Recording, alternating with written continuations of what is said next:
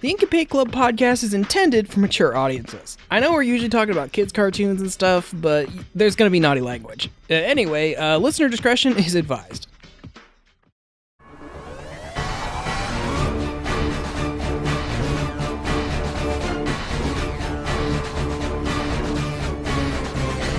You're listening to the Ink and Paint Club podcast, your weekly home for animation reviews and discussions.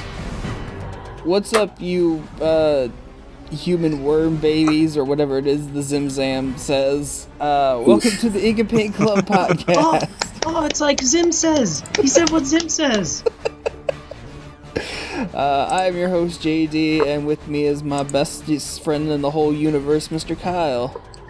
Oh. Yo. And, Dustin sounds, No, it's fine. And Whatever. then some other jack-offs are here. No, Dustin's here. Off to an interesting start with this one. And Matt is here. I can't wait to see how this drama unfolds. I'm sure if you listen to last week's episode, you'll know that we are talking about the Invader Zim Netflix movie Enter the Florpus this week. It's for Invader Zim. That really is the best way to describe it, isn't it? It really is. Podcast is over. Yep. See you guys next See you week. next time. Yeah, it was. It's interesting to see that of all the things Nickelodeon chose to bring back, they brought back Invader Zim, a show they infamously canceled very early on. Why wouldn't they? They gotta make that Hot Topic bucks.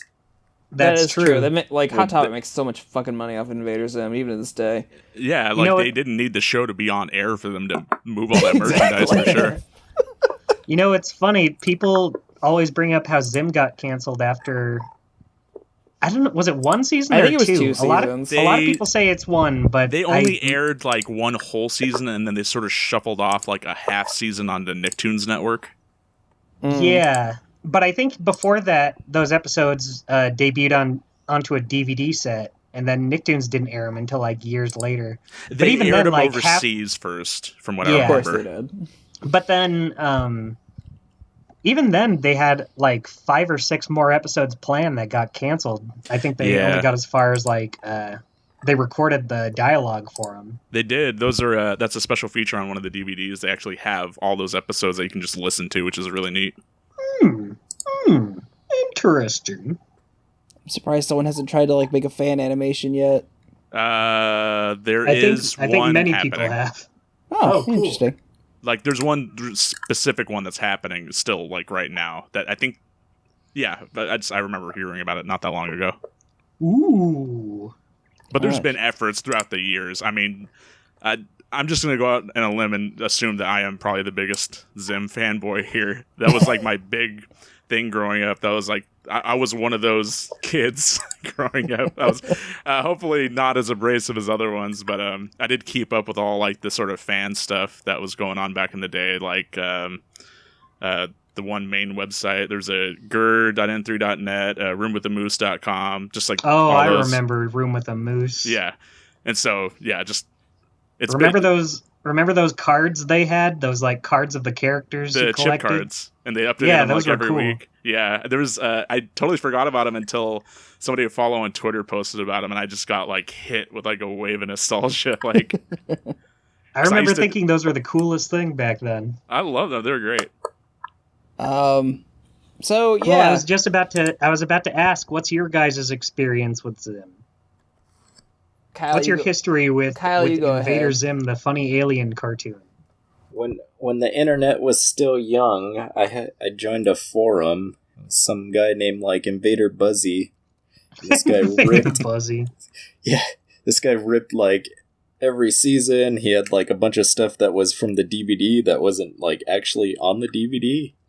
Wow. The DVD didn't exist, so he had all this stuff.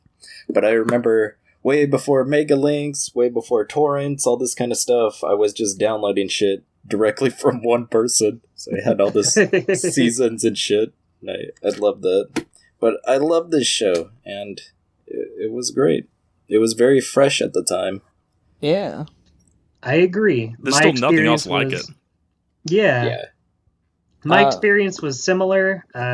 It's funny because I think Zim and Fairly Odd Parents premiered on the same day. They did. I remember I recorded them both on VHS. I used to go to a very conservative school growing up, and I somehow managed to convince them to break out the ADR or the TV with the VCR set and bring it into the classroom. I got them to screen it. Ooh. And man, the teacher regretted that. Nice. Whoops. Sorry, I didn't mean to interrupt, Dustin. Oh, you're Oh no. Well, I watched it and I enjoyed it. That's my story. what about No, you, JD? I was about to say. Oh, JD, I was joking. Oh, I still have a little bit to say. okay. Please go I'm on. sorry. Continue. The drama unfolds. Oh, So, yeah, Zim was kind of. That was before fandom was really a word I understood, but I'd say that was kind of my first big internet fandom. I guess besides Sonic. You were heavy into Teen Titans, if I remember correctly. Oh yeah. I think But we all Zim floated came in that first. same circles. Oh, yeah. Like Yeah, Zim came 2 Sonic, years. Teen Titans, Invader Zim. I think once you're in one of them, you're like in a lot of them. fucking 90s kids, am I right? Oh, you're right on that one. But please go on, JD. So I'm kind of different in the sense that I wasn't really a fan of Invader Zim when it first came out. I think I may have watched it here and there, but it wasn't a show that like I actively sought out to watch and keep up with every week. But it wasn't until years later when we got the Nicktoons network on our cable package, and this is probably sometime in high school. They would air Invader Zim at like 10 o'clock or 10, 11 or midnight or somewhere around that time. And I would just watch it like that every night. And I'm like, why did I sit on this show for so long? I think probably what kept me away from it is what keeps me away from a lot of different things these days. Is that I'd had a lot of friends in school that were like obsessed with it, and it was like, quoting the show, Did doing they the sing long the random Doom stuff. song to you? What?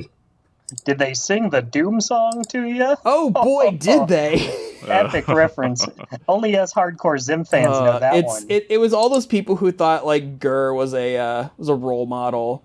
Kind of people. They wanted And to be just like, like everyone wanted to be the lol random Invader Waffles. Zim personality at school, and everybody wanted to do it. So it's just like, why do I want to watch this show again? But once I was far enough removed from all that, and like, this is actually a really good show. It's like Matt said earlier. There's probably nothing else like it. Yeah, I feel that like really is. I feel like people overplay the lol so randomness of Invader Zim. Oh, for sure. They really Kitty do. to Penguin of Doom. Yeah. Because everything is a something of doom. Holds up Spork and says XD.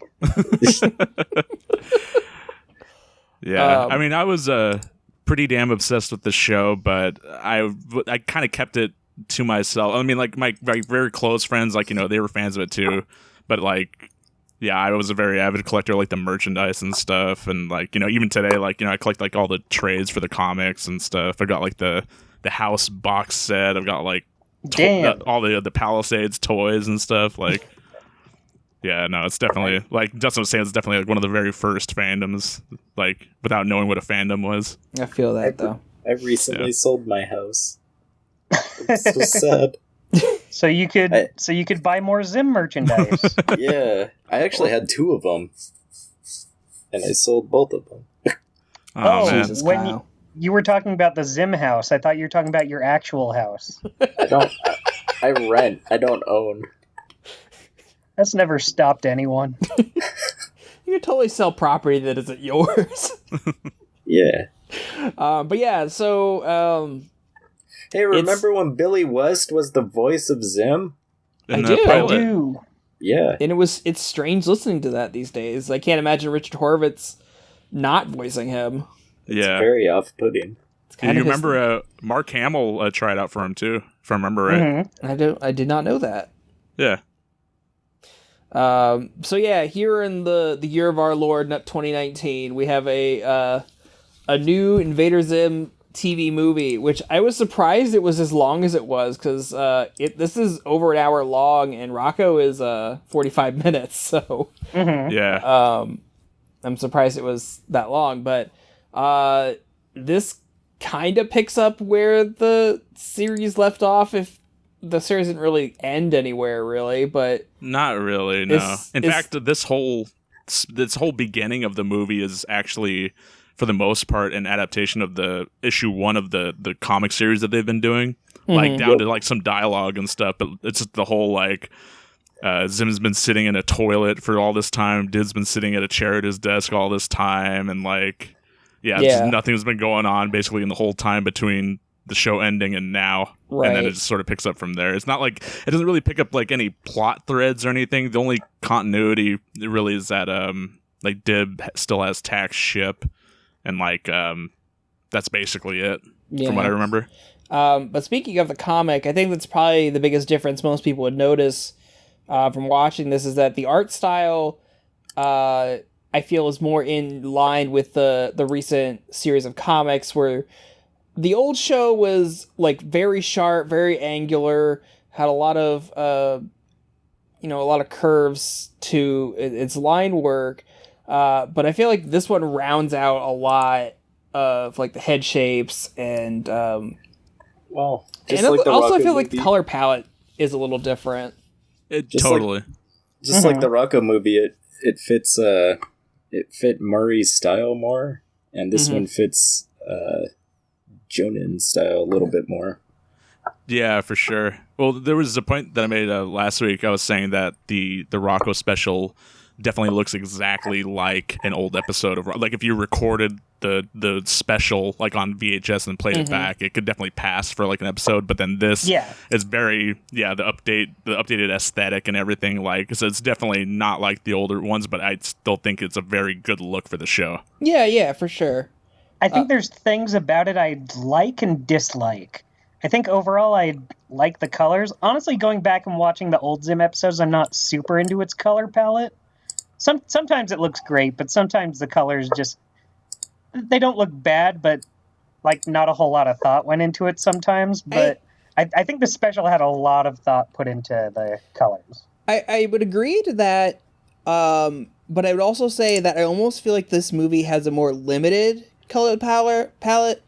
Because like I noticed that like Zim's like green skin feels a lot more muted than it was in the original series, and I just feel like overall they really pushed like the purple and pink aesthetic, like on the backgrounds and just a lot of things, more so than it was in the original show. Which I'm not saying is a bad thing. It's just it's an interesting aesthetic choice. Yeah. The CGI also returns too. That was a big thing about the original series, was like the extensive use of like CG that they used in it, but like it's updated as well. Like it fits. Like there's some bits in there where you can't even, like, to the trained eye you can obviously tell that it's CG, but unlike the older show where it's very clearly CG, where this one it's just aesthetically is in line with how the movie looks, and it looks really cool. Yeah. But speaking of animation style like that, I don't know if anyone else had this problem, but I want to talk about my biggest nitpick with this film. For the most part, I feel it's very well animated. Oh my god.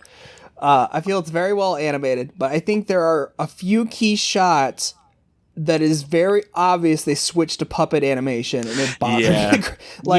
The first time I noticed it was when they first show the tallest and they're just standing there staring at a screen. I could tell they're very obviously puppet animated. You know what? I'm willing to forgive those shots, because when you, like, the whole intro, like, anime sequence, and then, like, the stuff they do, like, near the ending, like, they had to cut the animation budget somewhere. And I'm glad they cut that's my problem with it, is, like, I would have rather them kept the animation style consistent all the way through than, like, have these instances where, like, you could tell where the drop of quality is. There was like 2 shots, man. It's very few and far in between. It happened a few times, but like the scene with the tallest towards the beginning is the one.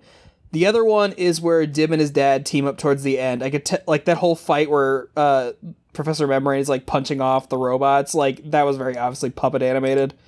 I don't know. It like the first time I'm like, oh okay, that happened, whatever. But then I kept noticing it periodically, and I'm like, I don't know. For the most part, it's animated very well. Yeah, exactly. Yeah. With the whole anime intro, I remember seeing Jonan going to Japan constantly on Instagram. And now we know why. Yeah, and he kept saying like, oh yeah, I'm over here for a meeting. It wasn't really being specific, and it makes a lot of sense now that that's now what it was for. Did they say like what cool. studio did the did they say what studio did that the whole intro bit? I'm sure I could look it up right now. Yeah. I'm not. Yeah, I was kind of wondering that myself. I was also wondering that. But so what did you guys all think of this? Like in a kind of a general sense. About the movie in general? Yes. I liked it a lot. I thought it was very funny. Felt like no time had passed. Yeah, and that's how I felt about the Rocco one too. I felt like both. I wasn't here for the Rocco podcast, but I felt like both this and Zim did a good job of keeping that humor, and yeah, I thought it was good. I'm not sure how I felt about them getting a little more sentimental, like the scenes with Dib and his dad. I think it worked. I liked it, but at the same time, it's just weird having that in something Zim. I kind of agree because I feel like the original show is consistent with the fact that everyone in the show is an asshole. It's a very harsh, cold world that Zim takes place in. Like, I kind of forgave, like, you know, the sentimentality between Dib and his dad, but, like, when Gaz is all like, you're my brother, I give you shit because I know you can take it, like, giving that sentimental, like, that seems a little out of character to me. Well, hold Character on there, development, JD. Meh. Hold on there, because Jonan actually said when they were making the comics that was the big thing he most wanted to change, was that he felt Gaz was a little too harshly mean to Dib. He wanted to, you know, emphasize that they are family, that they should care for each other at least a little bit. Okay. So that was one of his big goals for the comics, and that stuck around for this special. Fair enough. But if someone didn't read the comics, I could see where that confusion would come from. Oh yeah, I've never read the comics before, so they're I've really read good. enough.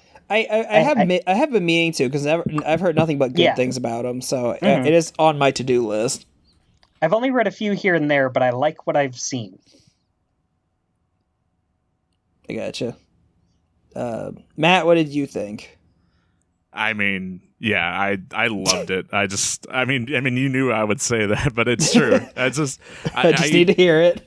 It's just, yeah. I can't properly put my feelings about it into words, just because from being such a big fan of it back in the day, and just sort of never giving up the hope that there would be some sort of, like, you know, not really, this isn't really a conclusion, this is like, you know, but yeah, so just beyond like even the comic series that's been going on, that's been, you know, really cool to keep up with too, but just to see it like actually on the screen, to have all the principal voice actors back, to have Kevin Manthe doing the score again, and all the voice actors sounded just like they did back then too. Yeah, like no one sounded off. Like with Rocco, I think some characters sounded a little off here and there, but with Zim, it was like just everyone was perfectly spot on from where they were. Yeah, totally. Yeah, it's just really nice to see Jonan like get another project off the ground, you know, just because you kind of follow like some of the stuff that he's been doing, and he hasn't had much luck like after Zim with getting stuff done. He's done like he did like that Teenage Mutant Ninja Turtles short. He's done like some comic work aside from the Zim comic, like, you know, for Marvel and stuff. Yeah. But to actually see him like Yeah, I don't know if anyone else watched it, but he did all the character design for that Randy Cunningham show on Disney back a couple years that's ago. right. Mm-hmm. Yeah. I actually kind of liked that show when it was out, and it was kind of interesting watching his design sensibilities, how it had evolved from Zim, and then like looking at some of the background characters in this and seeing like some of that like design influence. principles think put into That's what I was. character That's what I was design. going to bring up. This definitely, a lot of the characters feel more Randy Cunningham-esque than Zim-esque. Like I At think least a any lot like of the it comes background from like characters. yeah, exactly, like body proportions. Mm-hmm. Because a lot of the old characters in Zim had like where their heads and necks met was very small. Mm-hmm. Wrists and ankles very small. And here, it's just different. It's just different. For sure. I think I found what it was. It wasn't in Japan. It was actually Korea, and he was in Maven Studios. Oh. Okay. I don't know who that is, but How very interesting. yes. But Kyle, what did you think? I already said what I thought, you fucking asshole. Did You you? said I thought it was amazing. Yes. Wow. Jeez. My old man brain's Just- falling apart. Just goes to show that Grandpa nothing over I say here. matters because you're not listening. Oh. Sorry, what? What did you guys like? What I guess what were your favorite like parts out of this that like really stood out to you? I think my favorite line was it's when when the tack ship comes to bust them out of space prison. Mooping 10. I like when the tack ship brings the whole the trailer to bring out everyone else. And then they just leave without him. Oh, they sort One of of them says- blast them with the, Yeah, the setting off Only enough afterburner. room for you Yeah. guys, I guess. Oh, I also like when Professor Membrane is trying to use Mini Moose to stop the Florpus hole, and they're yelling at him to hurry up, and he says, "Give me a break! This is my first moose."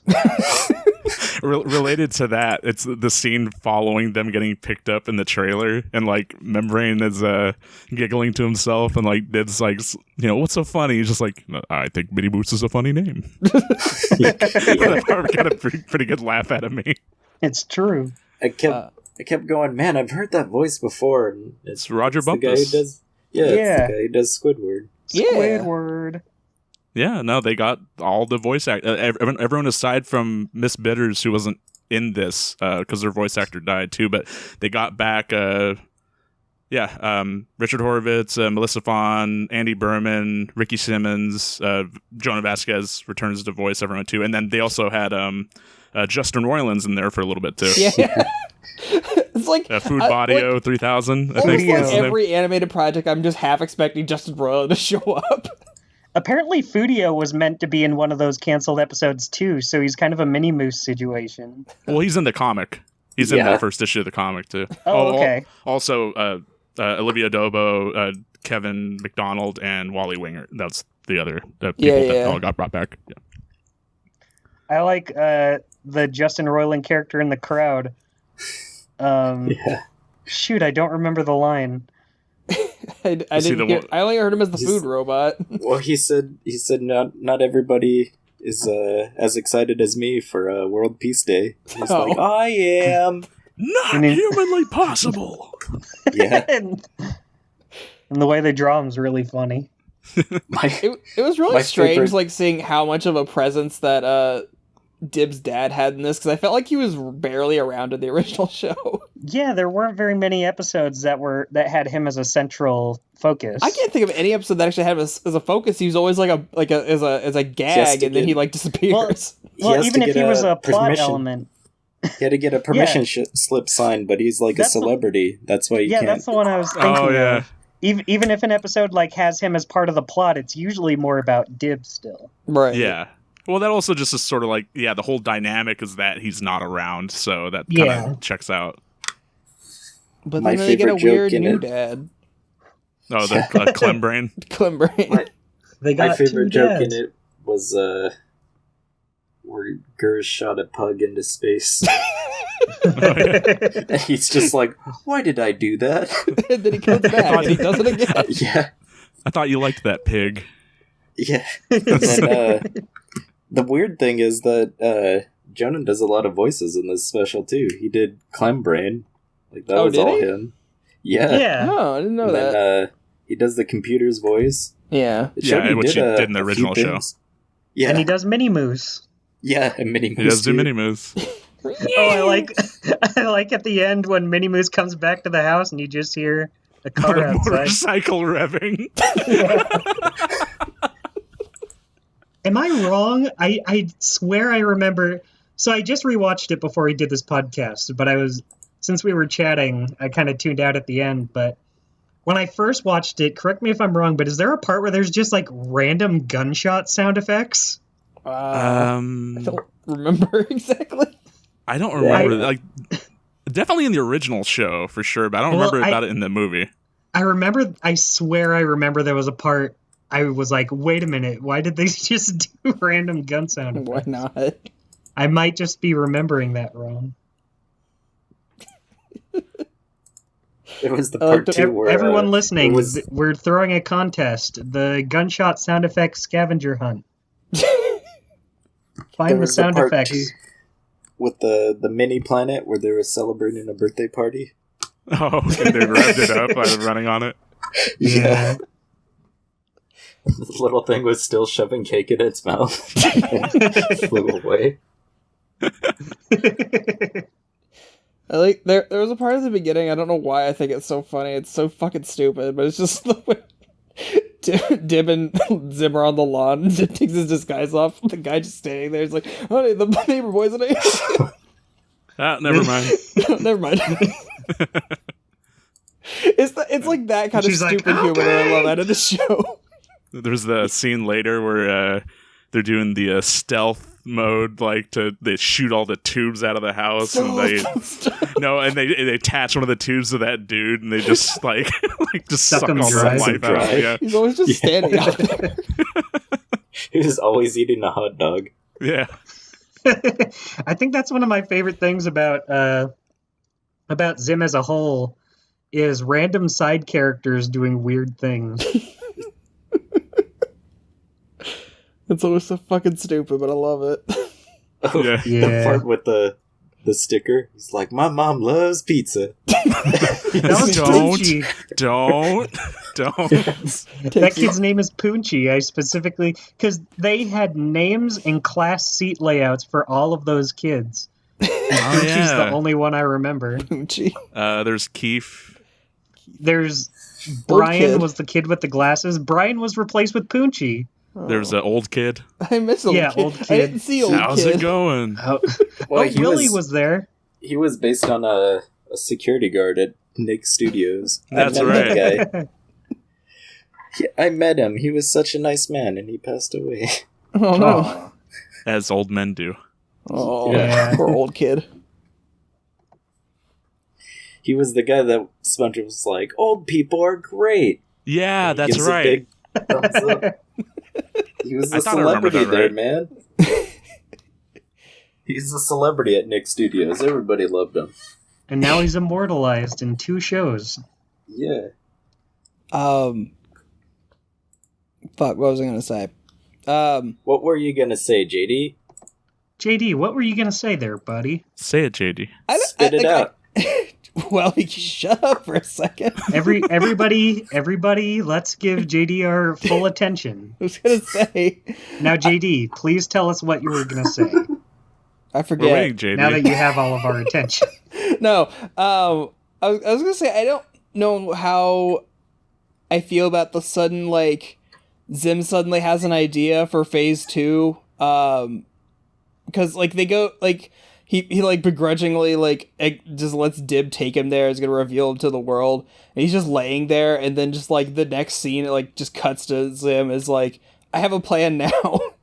Zim's very impulsive. He is impulsive, but there's like no like indication that that's gonna happen. Well, in the comic, wasn't Phase 2 about the prison? Yeah, it was. Well, I shouldn't have to read a comic series to understand I ain't talking to you now, am I? You don't have to. No, we're just pointing out that this is the direction where it sort of splits off, because in the movie, like, they adapt the issue 1 very well about, I already mentioned that earlier, but yeah, so it's just interesting to see like where they went for this movie, because they could have absolutely just adapted the stuff that happened in the comic, but they didn't do that. So yeah, they only adapted the beginning of it. Yeah. And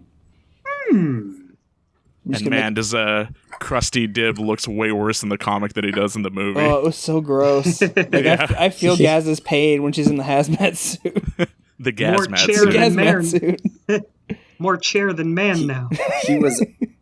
He was out of shape, and then he got too in shape, and then he had to get back to the right shape.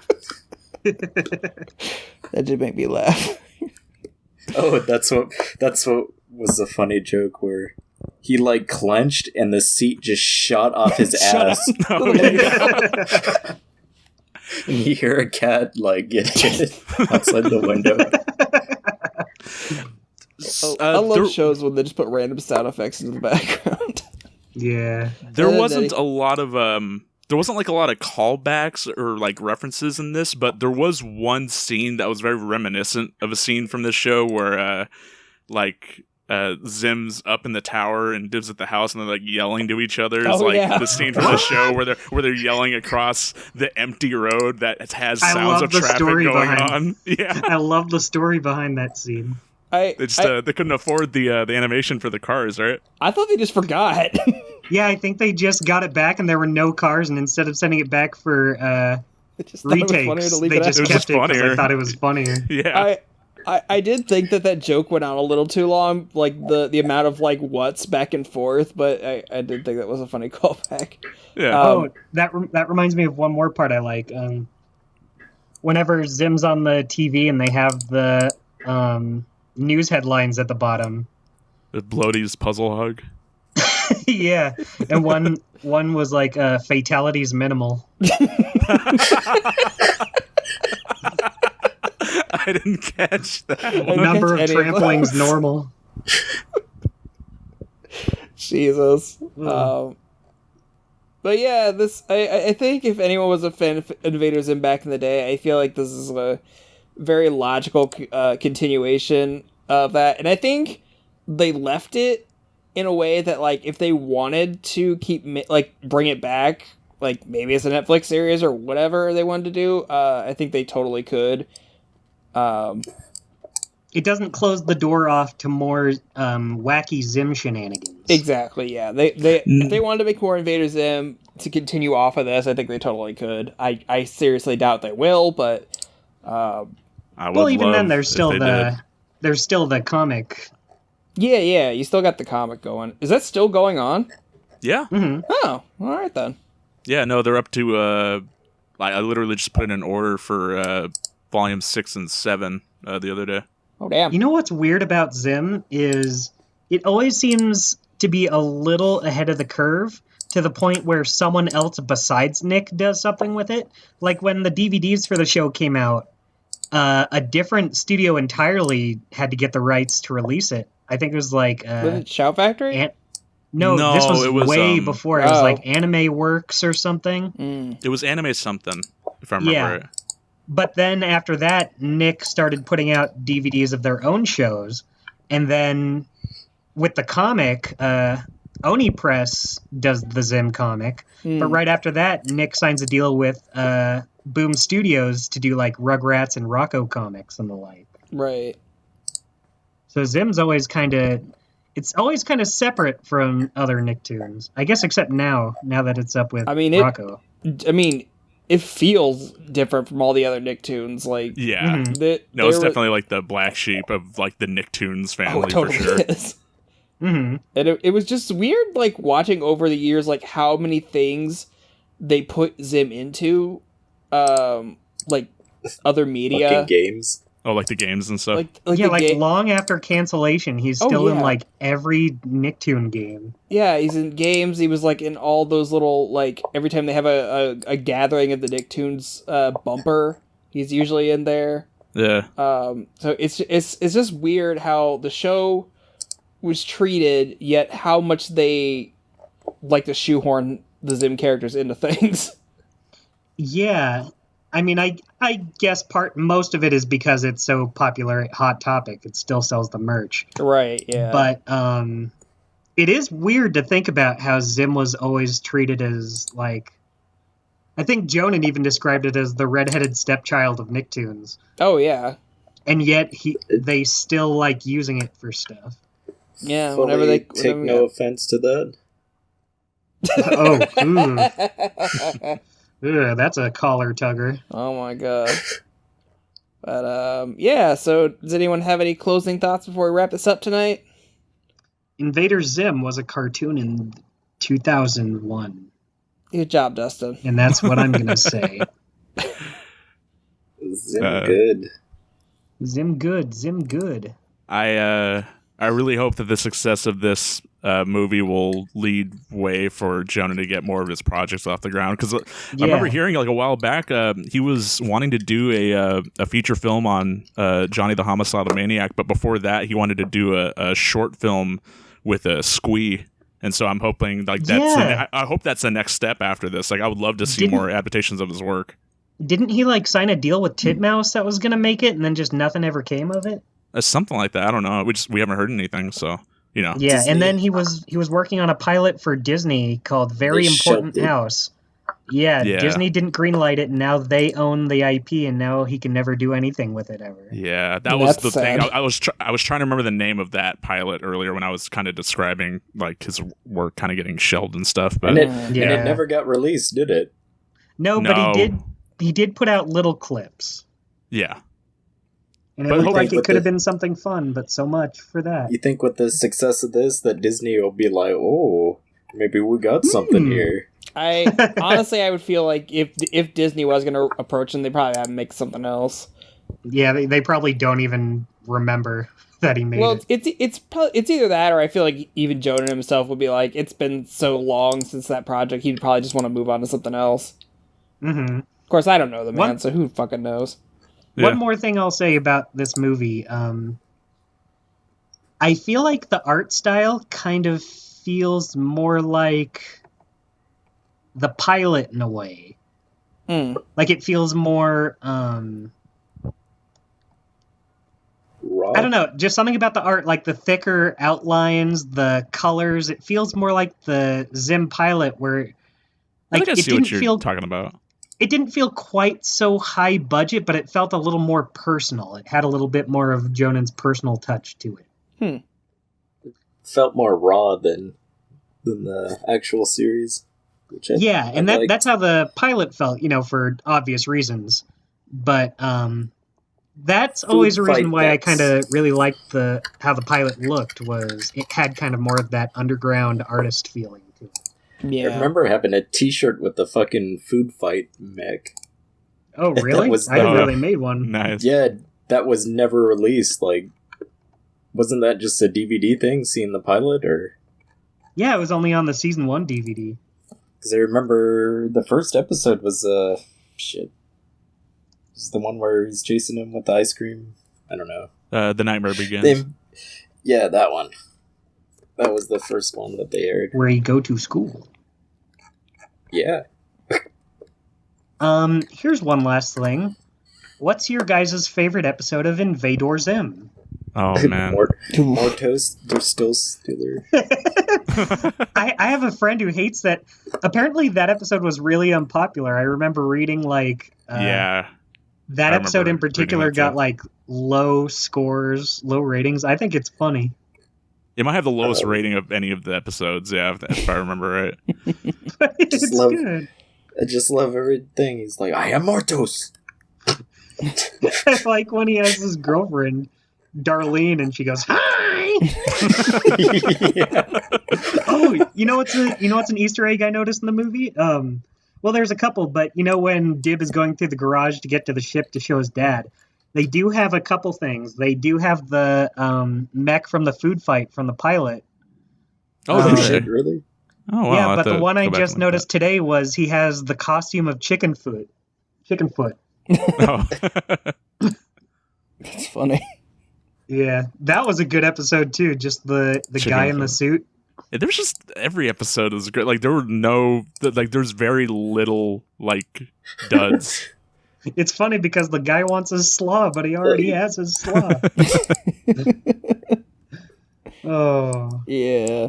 So if you're an Invader Zim fan, go watch this. I if you're can't- not an Invader Zim fan, go watch it anyway. I mean, the movie, the beginning of the movie does a decent job catching you back up on the premise of the show. So even if you haven't watched the old show before, I mean, you can kind of understand. Well, I was gonna say it's pretty self-contained, except for the stuff with like tech ship. Mhm. But even that you can kind of Yeah, grasp enough. they kind of go over like the very base knowledge that you need. They say Right. that it's an alien spaceship. That's all you need. Yeah, that's all you need to know. So yeah, there you go, guys. That's our thoughts on the Invader Zim movie. Go watch it. Go read the comics. Go support it any way you I'm can. gonna go read the comics. Go buy the merch. Yeah, there you go. Yeah, and watch this. Your on, local hot topic will thank you. Yeah, watch this on Netflix. So hopefully it gives Nickelodeon an indication that people want more of this kind of stuff. Well, good quality stuff like this, because Rocco was pretty good and Zim was good. I think we said Arnold was pretty good. So these are the kind of reboots that people want. That have a lot of care put into them.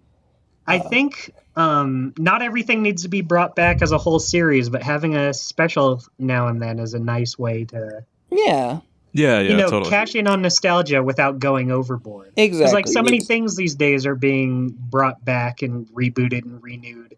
Not Mhm. everything needs to be, and not everything deserves to be, but just doing a nice little one-off special is a nice way to throw the fans a bone Yeah, there you go. without totally jumping into it. Right. We need to bring back the X's. Everybody loves that show. Where's my Bud Ugly Martians revival? I mean, is what I meant. We're gonna bring back Mr. Meaty now. I was talking about that with some friends the other day. The Mr. Meaty movie. God. The big meaty movie. I'd watch it. He did another show for Comedy Central, and it's just horrifying. Yeah. Oh, that was them? Like, that was the same people?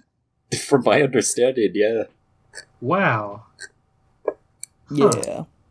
Well, thanks everybody for listening, and let us know in the comments what you thought of this movie and your general history with the Zimzam the Spaceman.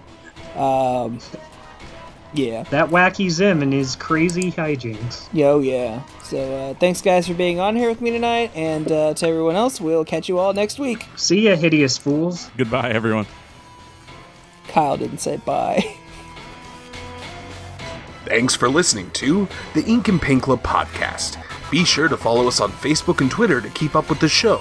Join our Discord to chat with us, and subscribe to our Patreon for some cool bonuses. Links are in the description. We'll see you next time.